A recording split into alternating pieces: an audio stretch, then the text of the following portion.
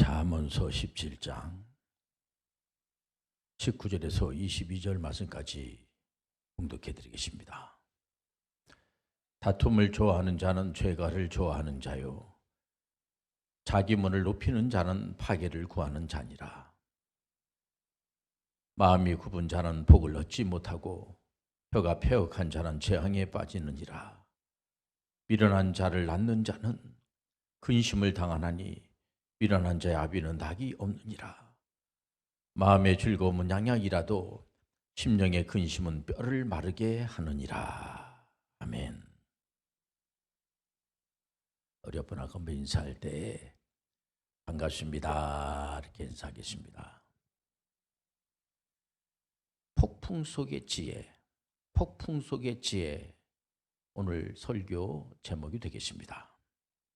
창세기 12장 하면은 여러분들이 잘 아는 믿음의 조상, 창조주 하나님께서 믿음의 조상 아브라함을 선택하게 됩니다. 창조주 하나님은 피조물 사람들을 선택합니다. 믿음의 조상 아브라함을 선택을 해서 이제 부르신 거죠. 부르시고 난 다음에 가만 내버려 두는 것이 아니고 아브라함에게 사명, 가나안 땅까지 가라는 겁니다. 가나안 땅까지 가라고 하는데 그냥 무조건 무작정 가나안 땅까지 가 이러지 않으시고 반드시 창조주 하나님은 피조물 사람들에게 복을 주십니다. 그래서 우리가 피조물 사람들이 하나님으로부터 이렇게 선택을 받았을 때에 두려워할 필요가 없어요. 하나님께서 복을 주시기 때문에 복을 받지 않고서는 그 일을 감당할 수가 없습니다. 그런데 가만히 그 아브라함의 이 메소포타미아 문화에서 가나안 문화까지 가는 것을 보면은 정말 폭풍 속에서 가는 겁니다. 그러다 보니까는 얼마나 어렵습니까? 그 메소포타미아에서 가나안 지역까지는 굉장히 먼 거리입니다. 가다가 여러 가지로 그 환난을 당하게 되고 고난도 당하게 되고 실수도 하게 되고 그때마다 우리 하나님께서 직접 개입하시고 도와주시는 것을 우리가 볼 수가 있습니다. 그래서 피조물 사람들은 창조주 하나님이 지혜라고 하는 사실을 알아야지 돼요.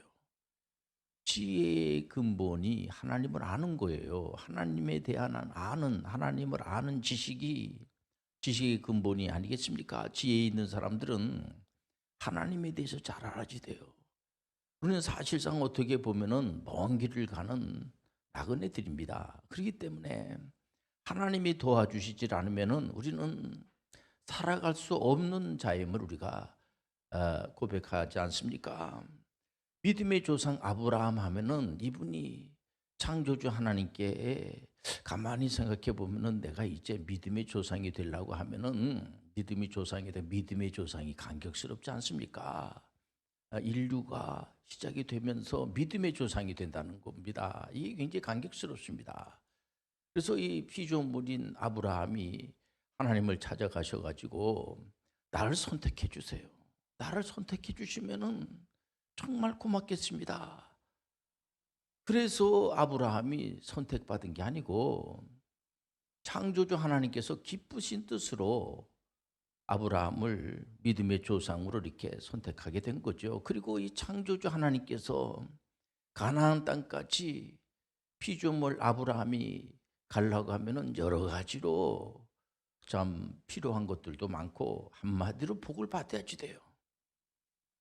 근데 이 복이라고 하는 것을 믿음의 조상 아브라함이 만들어냈다고 하는 얘기가 없어요. 아브라함이 복을 만들어내는 것이 아닙니다. 그냥 창조주 하나님, 사랑이 많으신 창조주 하나님께서 기쁘신 뜻으로 믿음의 조상 아브라함을 선택하시고 또 창조주 하나님께서 기쁘신 뜻으로 아브라함에게 복을 주신 겁니다. 그러니까 창조주 하나님께서 복을 주시면 피조물인 사람들은 하나님 감사합니다. 고맙습니다.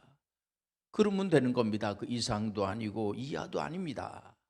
왜 이런 설교를 합니까?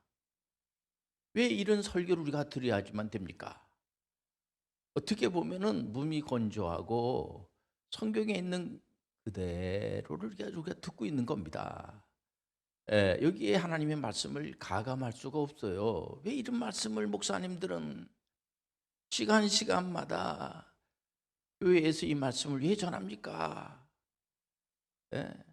우리가 이 말씀을 들으면서 여러 가지로 생각을 하게 돼요. 신앙생활 하시는 분들은 하나님의 선택, 그리고 하나님께서 주시는 복은 피조물 사람들이 생산해낼 수가 없어요. 선택과 복을 만들어내는 거, 피조물인 사람들이 아브라함이 복을 만들기 위해서 많은 애를 쓰고 힘을 쓰고 해가지고 드디어 내가 복을 만들었다.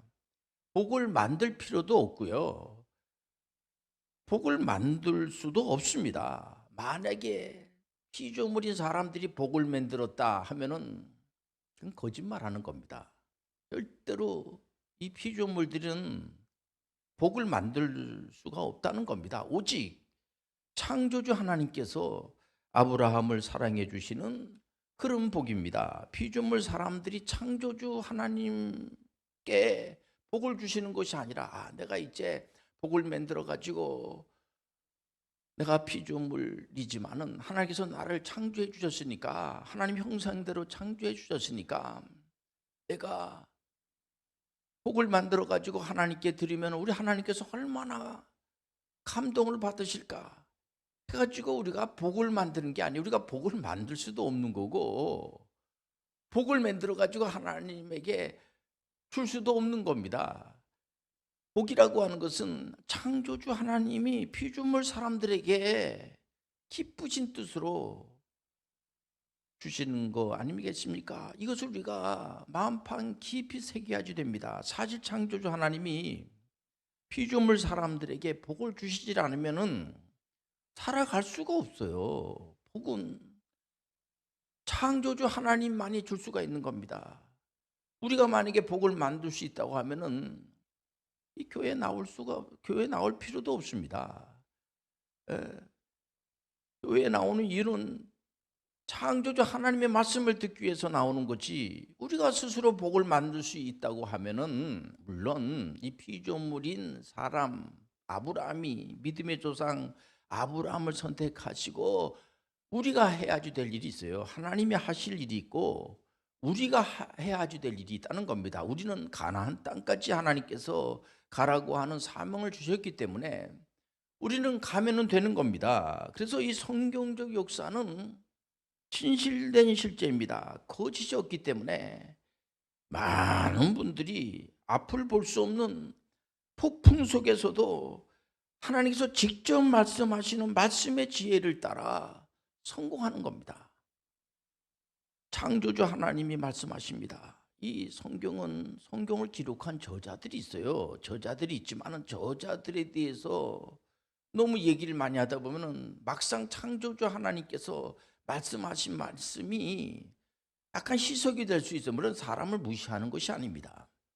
이 성경 66권 전부가 하나님의 말씀이라고 하는 사실을 절대로 우리는 잊어서는 안 됩니다. 이 말씀은 사람이 쓴 건데 목사님 그런 말씀하지 마세요. 뭔가 이게 다 실수가 있고 그런 거지. 그렇게 말하는 사람들이 있을 수가 있습니다만은 그 말은 성경 자체가 그것을 인정하지 않습니다. 그쪽으로 가면 안 되는 겁니다. 잠언서 17장 19절에 보면 하나님의 말씀입니다. 하나님 말씀으로 이 말씀을 받아들여야지 돼요. 다툼을 좋아하는 자는 죄가를 좋아하는 자요, 자기 문을 높이는 자는 파괴를 구하는 자니라. 아니, 좋아할 것이 없어서 다툼을 좋아합니까? 싸움을 좋아합니까? 싸움을 하려고 하는 순간 이거는 바로 이제 죄를 좋아하는 거고, 이제 사탄에게 하나님께서는 다투라고 하는 얘기를 하지 않았어요. 그러면 사탄에게 바로 속는 겁니다. 그리고 이제 이 자기 문을 자꾸만 높이는 것을 우리가 주석이나 이런 쪽을 보게 되면은 교만한 자를 이제 자기 문을 높이는 자라고 하지 않습니까? 나라마다 또 이 세국 정책을 쓰면서 우리나라만 어떻게 잘 먹고 자살해야지 뭐 그럴 수가 있죠.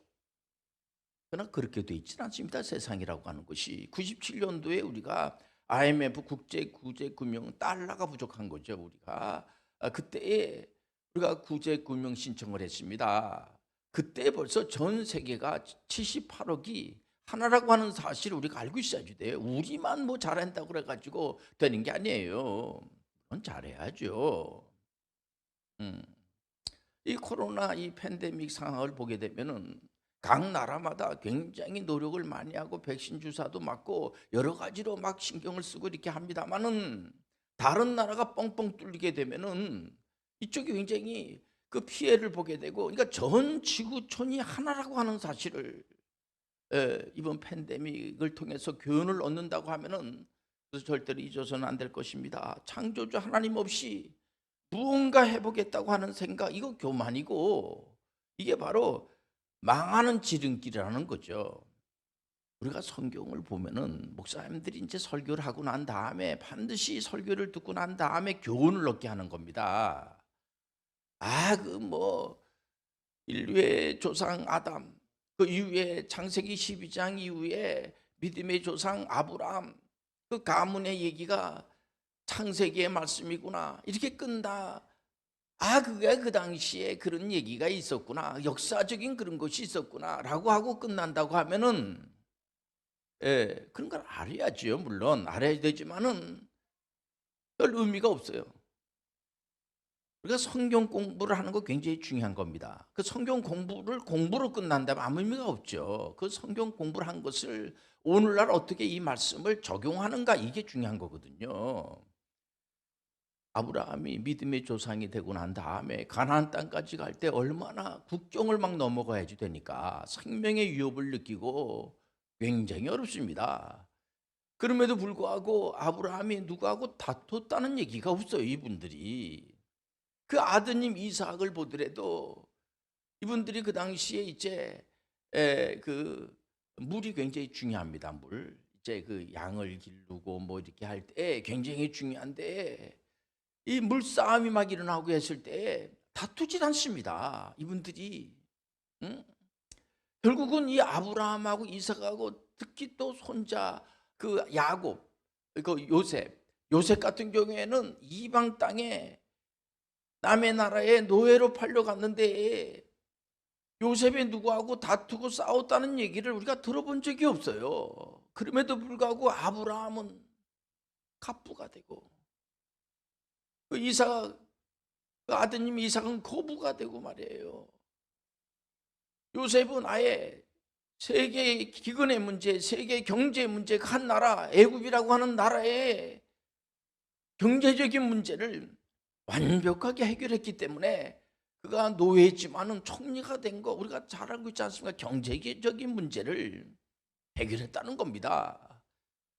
다툼이 없어도 얼마든지 경제적인 문제를 해결할 수가 있고, 도리어 다툼으로 인하여서 여러 가지로 문제가 심각할 정도로 발생이 된다는 겁니다. 그래서 이 폭풍우 속에서는 지혜가 필요합니다.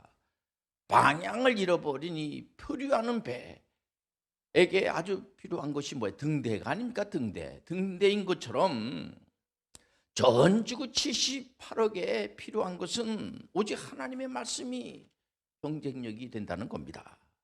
잠언서 17장 20절에 보면은 마음이 굽은 자는 복을 얻지 못하고 혀가 패역한 자는 재앙에 빠지느니라. 그래서 마음이 곱고, 그래서 마음이 착하고 말만 이쁘게 해도 태평성세요. 세상이 밝아진다는 겁니다. 말로 사람을 살리기도 하고 죽이기도 하고 하기 때문에 이 말이라고 하는 것이 굉장히 중요한 겁니다. 22절에 보니까는 마음의 즐거움은 양약이라도 심령의 근심은 뼈를 마르게 하느니라.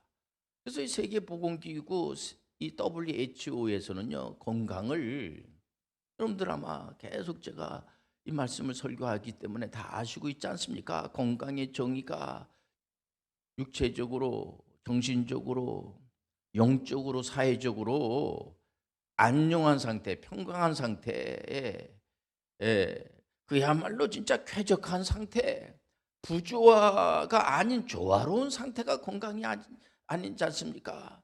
건강하다고 하는 것은 육체만 건강하다고 해서 되는 게 아니에요. 마음이 흔들리게 되고 정신적으로 여러 가지로 스트레스를 많이 받게 되면은 그것이 육체에 영향을 줘가지고 병에 걸려서, 또 어떤 분은 영적으로 완전히 그냥 이 문제가 있어가지고 영적인 그 질병에 걸리게 되면은 그 질병이, 영적인 문제가 육체적으로 사회적으로 그렇다고 그래가지고 아무 일도 하지 않고 그냥 나는 건강해, 나는 이제 뭐 식사도 잘하고 목사님 저는 정신적으로도 문제가 없고 또 영적으로도 문제가 없는 것 같고 여러 가지로 진짜 제가 뭐 신앙생활도 잘하고 그러는데 뭐 그거로 끝나는 게 아니에요. 제가 계속 이 말씀을 증거하는 것이 뭐냐면 역동성을 말하는 겁니다. 우리가 이제 이 땅에 하나님께서 보내주셔서 왔다고 하는 것을 우리가 알고 사명을 받은 사람들은 가나안 땅에, 그 아브라함이 가나안 땅까지 가라고 하는 사명을 받은 것처럼 우리는 이 땅에 와가지고 빈둥빈둥거리면서 맨날 싸움이나 하고, 또 어떤 경우에는 나 하나 편하니까 그냥 그러다가 시간만 보내다가 끝나는 것이 아니에요. 그래서 우리 예수님께서 메시아 대신 예수 그리스도께서 직접 말씀하신 겁니다. 요한복음 14장 12절에서 무슨 말씀을 줍니까? 예수님께서 진실로 진실로 내가 너희들에게 말하는데, 예수님께서 하신 사역, 메시아가 하신 사역도 당신들이 해야지 되고 메시아보다 더 큰 일도 할 수가 있단 말이야. 이런 말씀을 해주십니까? 우리가 어떻게 메시아가 하는 일을 할 수가 있겠어요? 응? 또 예수님보다 더 많은 일을 어떻게 할 수가 있습니까? 교만한 거지. 어떻게 보면은 그렇게 못해요. 근데도 불구하고 예수님께서 이런 말씀을 왜 주십니까? 이 말씀은 기적의 위임 사역이라고 그래요. 이 말씀은 우리가 해도 그만 안 해도 그만이 아니고, 그래서 우리가 부족하기 때문에 구하라 주실 것이요, 찾아라 찾아질 것이요, 두들겨라 문이 열릴 것이요, 이 말씀이 다른 게 아니고요. 자기 어떤 욕심을 채우기 위해서 구하고 찾고 두들기는 것이 아니고, 주님께서 주신 이 사명을 하기 위해서 우리가 이 땅에 와가지고 아무런 그냥 목표도 없이, 요즘을 소위 말해서 목표 없는 세상이라고 그래요. 목표 없는 시대라고 그래요. 이게 무서운 겁니다. 아무런 목표도 없는 겁니다. 목적이 없어요. 이건 무서운 거예요. 응? 2004년도에 노잠 포럼, 성경을 그냥 그대로 믿는 선교단체가 있는데, 거기에서 21세기에는 우리가 어떻게 선교를 해야지 될 것인가. 요즘은 선교에서 선교적 교회로, 이런 타이틀을 많이 내세우시는 그런 젊은 목사님들이 계세요. 이제는 우리가 이 교회를 왜 나옵니까? 응? 교회에서 이 말씀을 왜 듣습니까? 우리가 이 땅에 온 목적이 뭡니까? 다른 게 아니에요. 이분들은 비즈니스 에즈 미션을 하라는 겁니다. 뭐냐면 우리 하나님의 나라는 우리 안에 하나님의 영이 임재하지 않으면 그리스도인이 아니라고 그러지 않습니까? 우리 안에 계시는 성령님이 하나님이세요. 전지전능하시고 창조주 하나님이란 말이에요. 이 창조주 하나님 우리 가운데 계시기 때문에, 이 하나님은 우주 만물을 전부 다스리시는 분이에요. 이분이요. 그렇기 때문에 우리는 정치, 경제, 문화, 교육, 국방 모든 분야에, 여러분들 하루 일과를 마치고 이제 저녁에 모여서 이렇게 예배를 드리는데, 여러분들 우리 하루 일과한 그 내용도 하나님의 영광된 일을 하기 위해서 그 사역을 감당하고, 더 이제 하나님께 영광된 일, 더 많은 일을 하기 위해서 오늘 모여서 하나님 아버지, 이게 부족합니다. 주여, 하나님 아버지, 하나님의 영광된 일을 하기 위해서 자기 욕심을 채우기 위해서 구하는 것이 아니고, 그래서 모든 주시는 것은 피조물 사람들이 만들어낼 수가 없는 것들이에요. 믿음이라고 하는 거, 믿음을 우리가 만들 수가 없어요. 1517년도에 마르틴 루터가 종교 개혁을 했잖아요. 그보다 먼저 100년 전에 얀 후스가 하나님의 말씀 그냥 그대로 말씀을 가만히 창세기부터 계시록까지 이렇게 읽고 말씀을 읽는 자와 듣는 자가 지키는 자가 복이 있다고 했잖아요. 이 복이라고 하는 것이 진리를 행할 때에 이 사람이 복이 있는 사람이에요.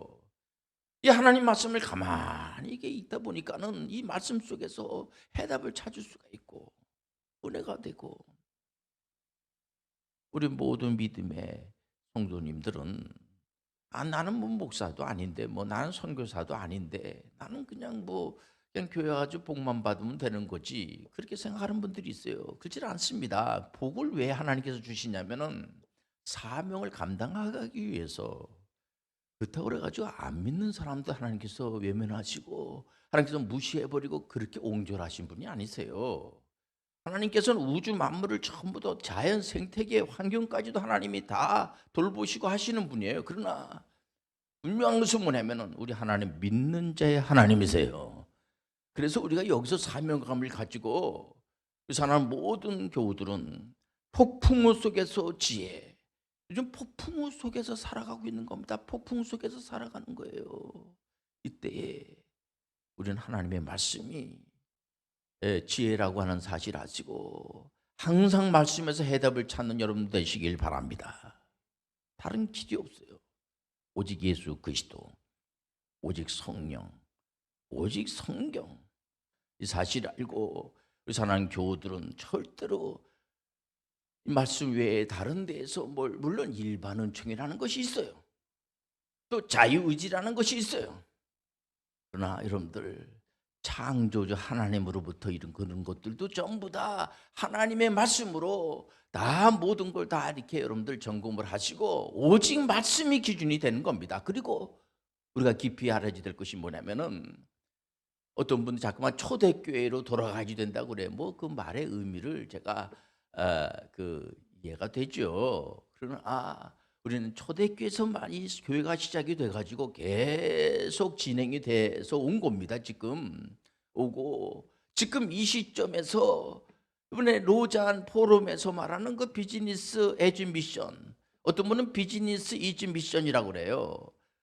여기까지 온 겁니다. 그래서 우리 사랑하는 모든 교우들은, 성도님들은 내가 전문인 선교사다, 내가 비즈니스 에즈 미셔널이다, 이런 믿음을 가지고 여러분들 있는 삶 있는 그곳에서 선교사의 사명을 잘 감당하시길 바랍니다. 기도하겠습니다. 하나님 아버지, 우리 사랑하는 교우들이 오직 예수 그리스도, 오직 성경, 오직 성령으로 비즈니스 에즈 미셔널리로 잘 감당할 수 있도록 축복해 주옵소서. 예수님의 이름으로 기도합니다. 아멘.